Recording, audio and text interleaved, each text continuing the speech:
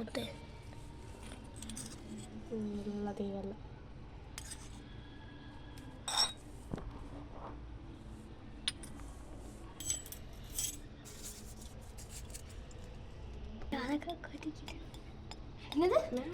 குடிக்குது. தம்பி நீ சத்தமாகவே பேசலாம்ப்பா. அழகா குடிக்கல.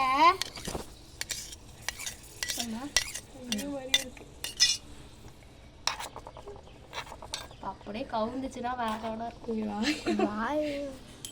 நான் ஓரமாக தான் உட்காந்துருக்கேன்.